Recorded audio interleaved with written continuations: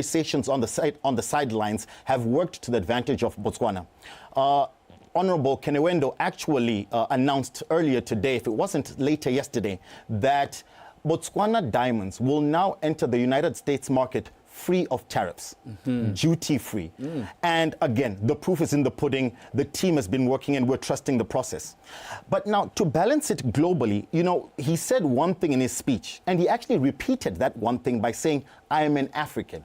Yes, I am African. Yes. And for me, that stood out very strongly because as African leaders, we do not see them bounding together and concretizing and strengthening our own regional bodies, right. SADC, the AU, and so forth. But I think what really stood out was him saying we're not here as individuals. Yes, we might have these meetings and sessions on the sides as countries and states. However, at the end of the day, I stand as an African. For me, that stood out. Secondly, very quickly, I like that. The president also mentioned, I think he was also speaking to people at home, that we pledge to root out corruption as a state, as Botswana.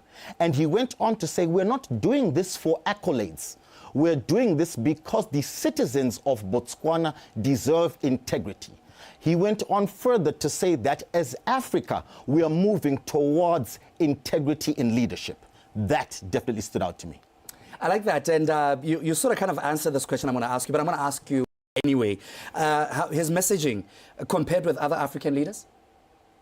So, two African leaders have stood out. Okay, so it's a good thing I asked. It is a very good thing that you've asked. Right. Two African leaders have stood out as the pillars of, let's say, the representation of the African continent, and that is definitely President Duma Boko on his maiden address, something we should all be very proud of. Yes. As well as another seasoned politician and someone who's been on the foray a bit longer, President Cyril Ramaphosa.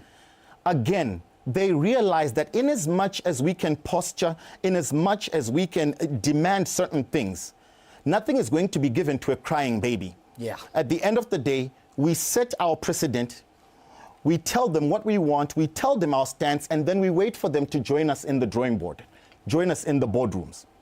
So definitely, without a doubt, those two leaders have spoken very much in unison. And considering that South Africa are our cousins, I think that the message has been heard loud and clear. And we look forward to what is going to happen towards the end of the year at the G20 meeting that's being held in South Africa. I like that you're raising that particular one. Now, I want us to look at, you know, global diplomacy and sort of strategy. Do you think his speech sort of articulated Botswana's foreign policy priorities? Without a doubt. Yeah. I think, first and foremost, he spoke of economic diversification, right? That he has been speaking about from the beginning of his term. Yeah.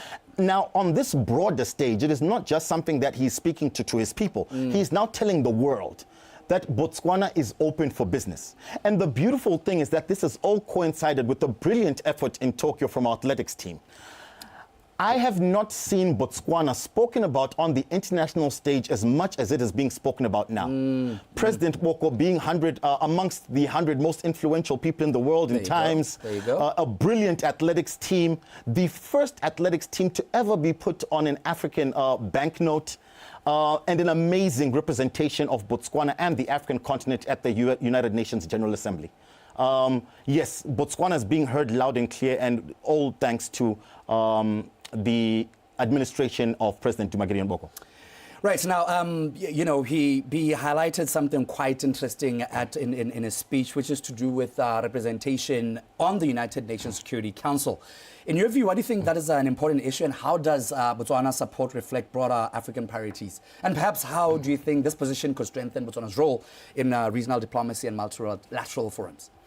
I think the issue of the Security Council, this has been something that goes back to the 90s. Right. Africa has been fighting for a seat on the Security Council. Yeah. To be very honest, we would be regurgitating a lot of information that we've discussed before. What I believe President Boko was saying, and what all the other African leaders are saying, is that you are probably no longer going to get our support. And considering that the resources that allow the world economy to function are based here in Africa, I think you better do a bit right by the people of Africa. Now, if you read it in context, he first spoke of how he is an African, and then he went on to speak of the ill representation of Africa within the United Nations Security Council. I think it's boiling down to saying that Africa is uniting. We're no longer going to take this. And if you push us into a corner, we're going to bundle up and work amongst ourselves. Something you and I have spoken on this platform a number of times. Again, we need to go back to the fact that let us not forget that Russia, China, and India, 3 of the world powers, did not attend the UNGA. Let us not forget that BRICS is a growing global institution. Let us not forget that our neighbor South Africa are amongst the leaders of BRICS. And again, let us not forget that South Africa currently holds the presidency of the G20. I think President Boko was setting himself up and setting Botswana up to carry out very crucial negotiations during the G20 summit in December in South Africa. Time is always a problem when we are discussing something very interesting like this. But, I want us to just quickly speak to issues of long-term implications, right? In terms of soft power, what opportunities does the speech open up for Botswana? So, President Boko, again, approached it in a very diplomatic way. Very much so. He did not threaten anyone. He didn't have to raise his voice. He spoke like a true statesman. In doing so, he's telling the world that we are not people who are quick to change our policies. There is stability in Botswana. If you come and invest in our people, in our nation, in our resources, we assure you that whatever we have promised you, we are not going to arbitrarily snatch away from you. This is a place where you can do business, and the resources that you bring, the investment that you bring is safe. More so that the people of Botswana are people that are hardworking, that are law-abiding, and that this is a nation that is open to welcome the rest of the world to it. Kev, thank you so much for popping in. Time is always a major factor. We'll catch up and we'll continue to engage you to unpack and understand such international occurrences that have to do with Botswana. Thank you so much. Always a pleasure. Thank you and happy holidays. Cheers. Right, and that was Kesiwe Malindi Jr. He is a political strategist and analyst, and we're just basically, just unbundling and unpacking the president's maiden speech out at the 80th United Nations General Assembly that actually happened yesterday. In context, we'll follow from the hour of 2 until that of 6. From me and you, let's do this thing again tomorrow morning. Bye-bye.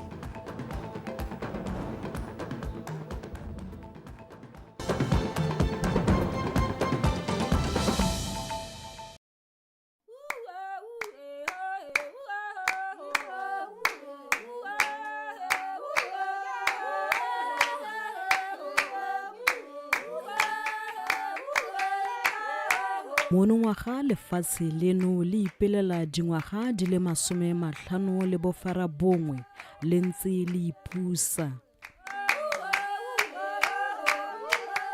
Ka re ya go iperela boipuso jone je re tsena mo go jone ke tsone so sa ntha sa kono